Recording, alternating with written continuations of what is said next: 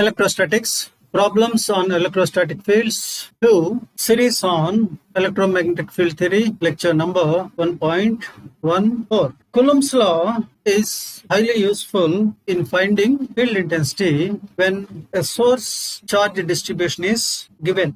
In the present session, we consider a variety of source charge distributions to find their field intensities with the help of Coulomb's law and superposition principle. Here is shown certain basic information pertaining to field intensity. It is force per unit charge with units volts per meter. Field intensity due to point charge, field intensity due to several point charges, field intensity due to line charge, field intensity due to surface charge, field intensity due to volume charge. All are shown here. The symbols carry their usual meanings. In this slide, field intensity due to a single point charge. This expression is in coordinate free form. Field intensity due to infinite straight line charge. This expression for field intensity is in cylindrical system, coordinate system. Field intensity due to infinite plane sheet charge. This expression is in coordinate free form. Field intensity due to spherical shell charge, solid spherical charge. These expressions are in spherical system. They are all provided here for ready reference. Now we consider a problem. Example 1. Consider a circular loop of radius a meter carrying a uniform line charge density lambda equal to lambda coulombs per meter. Assuming free space medium, find field intensity E at a distance of h above its center. Somewhere here field intensity is required. Now locate the loop over xy plane with its center exactly over the origin. Observation point P now is over positive z axis. Here at a height of h from xy plane. The coordinates of this field point can be considered as 0, pi, h. The source distribution arrangement over the coordinate system is displayed here. The field intensity at point P due to differential line charge dq equal to lambda dl or lambda a d phi at a phi 0 is dE is 1 by 4 pi epsilon naught dq by r square r cap. dq is available. R we have to find out, R cap also we have to find out.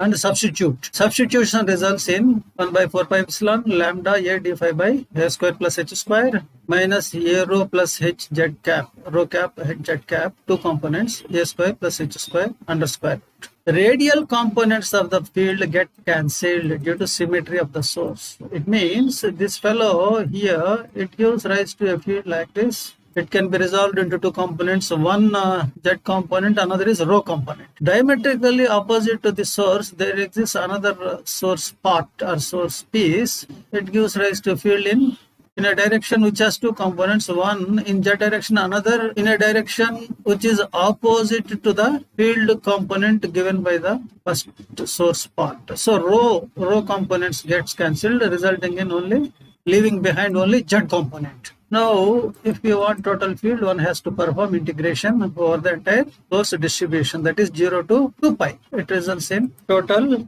field due to the circular charge. 3 identical and mutually perpendicular infinite charge sheets, each with a charge density 17.708 picocoulombs per meter. They are lying in free space over planes x equal to 0 plane, y equal to 0 plane, z equal to 0 planes. Determine the field E at 567 meter and express it in cylindrical system. The field intensity due to infinite sheet is given by this expression. This is in coordinate free form. So we are going to use it in solving this problem. Given 3 mutually perpendicular charge distributions, they are depicted here. Unit vector of z equal to 0 plane to a point at 567 meters is z cap.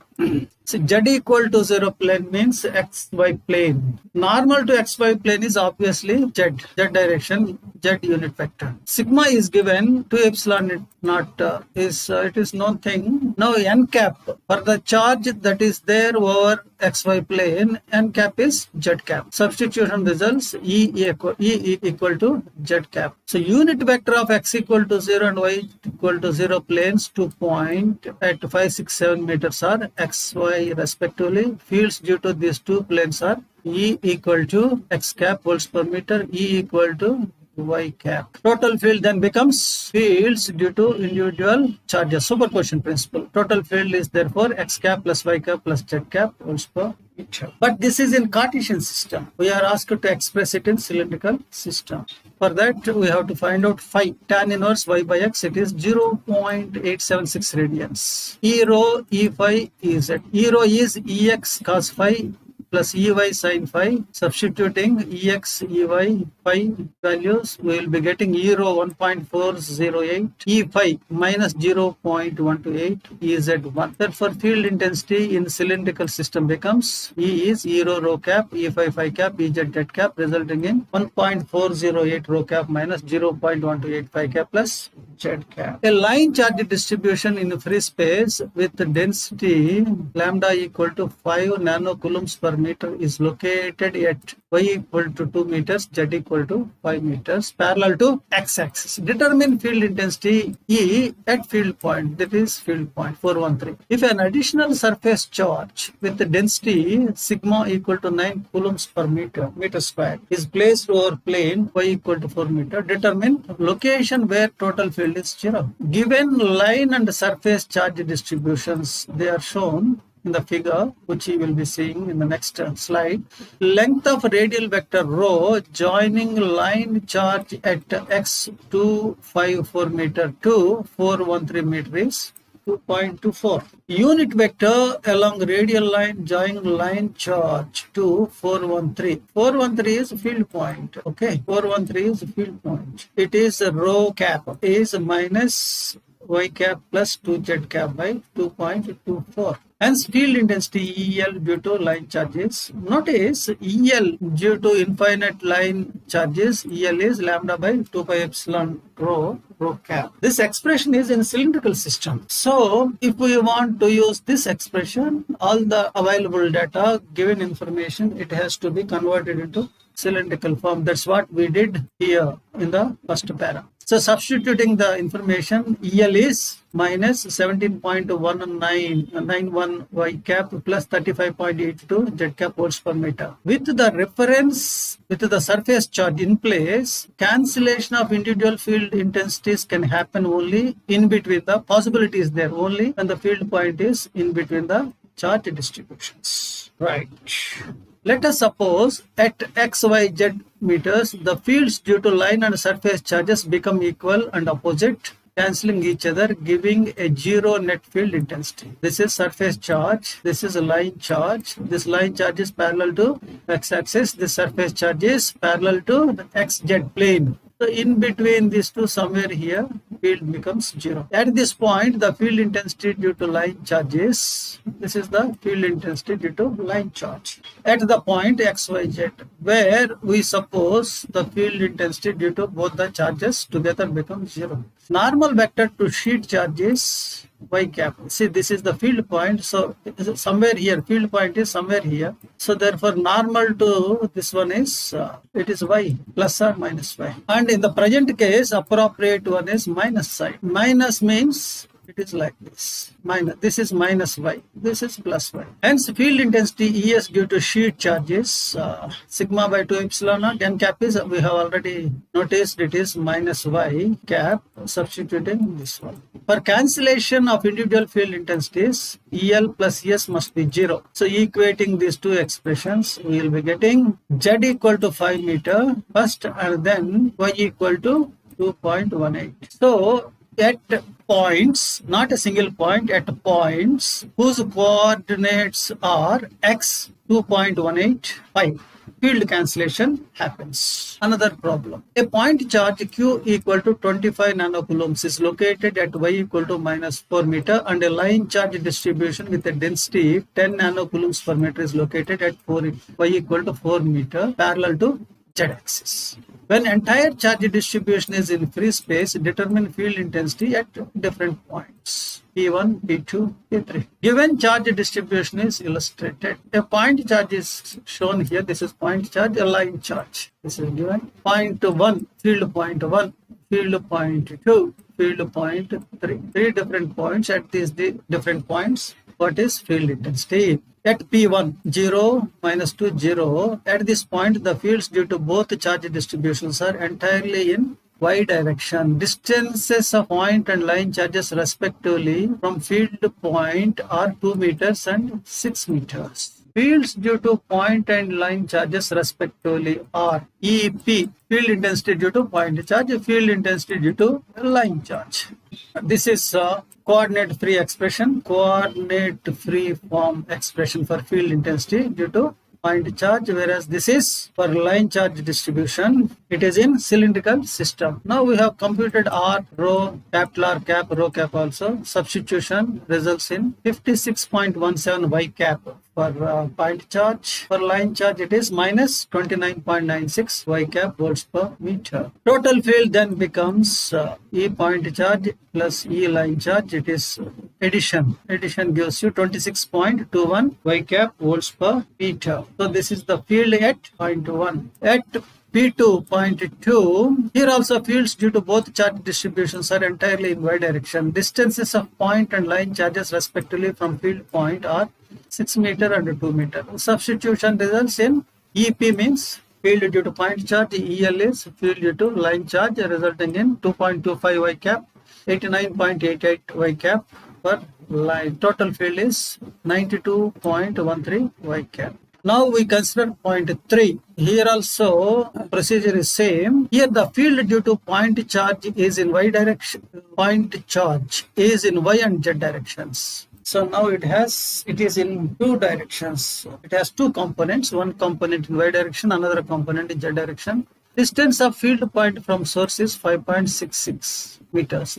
Field then can be found as substitution results in 4.96 y cap plus 4.96 z cap. Distance of field point from line charge is 4 meters, hence field due to line charge is lambda by 2 pi epsilon rho cap. Substitution results minus 44.94 y cap volts per meter. Total field then is addition results in minus 39.98 y cap plus 4.96 z cap. Example 5, another problem. A line charge distribution with the density 8 nanocoulombs per meter is located at y equal to minus 2 meters parallel to z-axis, and another sheet charge with the density 6 nanocoulombs per meter square is located at y equal to 2 meters in free space. Determine field intensity at points P1, P2, P3. 3 points are given. So this is a line charge, sheet charge, this is line charge, sheet charge, this is P1, this is P2, this is P3. So we use general expressions for fields due to line charge and sheet charge. This is line charge expression, this is sheet charge expression. Line charge expression is in cylindrical system, sheet charge expression is in coordinate free form. Substituting rho cap or n cap, we will be getting, of course, lambda, sigma. We will be getting EL and ES. First we consider P1. At this point, the fields due to both charge distributions are entirely in one y direction. Distances of line and surface charges respectively are 1 meter, 5 meter. Their fields are, substitution results in 143.80 y cap minus 338.83 y cap. Addition gives total field intensity at P1. Next we consider P2. Here also fields due to both charge distributions are entirely in y direction. Distances are 6 meter, 2 meters respectively. So their fields are line charge field is 23.98 y cap. Field due to surface charge remains the same as it is in earlier case, magnitude wise, but opposite in direction. So total field is, we bring the field expression of surface charge from the previous part, from A, with sign reversed. So total field is 362.81 y cap. At P3, here also fields due to both surface and line, they are entirely in y direction. Distances of line and surface charges respectively are 2 meters, 2 meters. Field due to line charges, substituting results 71.90 y cap. So field due to surface charge remains same as it was in earlier cases. So total field then is, addition gives you minus 266.93 y cap. Another problem, sixth one. A spherical shell with the radius r equal to 1.5 meter carrying a total charge q equal to 13 nanocoulomb is located at y equal to minus 2 meter, and a sheet charge with the density 10 nanocoulombs per meter square is located at y equal to 4 meter parallel to xz plane. When the entire charge distribution is in free space, determine field intensity E at points P1, P2, P3. 3 points are given. 0, -1, 0, 0, 2, 0, 0, 0, 4 meters. Now superposition principle plus Coulomb's law. At point P1, the given point is located within the shell. You see here, it is within the shell. So hence field there due to shell is 0. Total field there is only due to sheet charge. So sigma is available, epsilon naught is available, n cap is of course in minus y. So substitution results in minus 564.72 y cap. Total field is, field due to shell is 0, field due to surface is computed,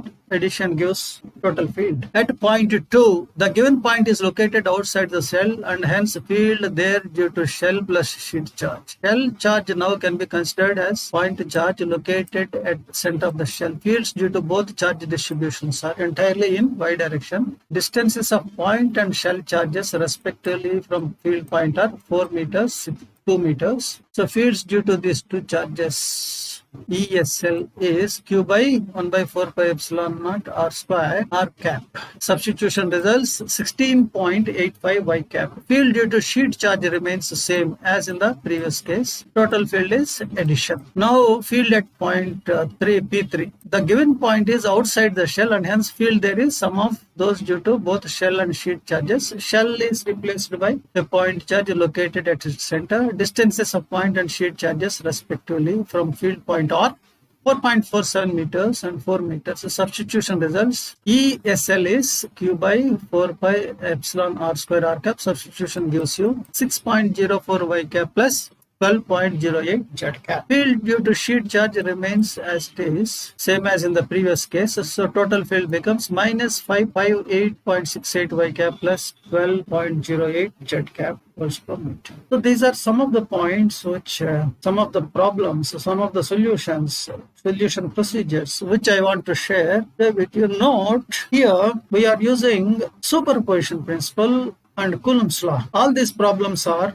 they are framed, they are designed around Coulomb's law and superposition principle. Enough for now.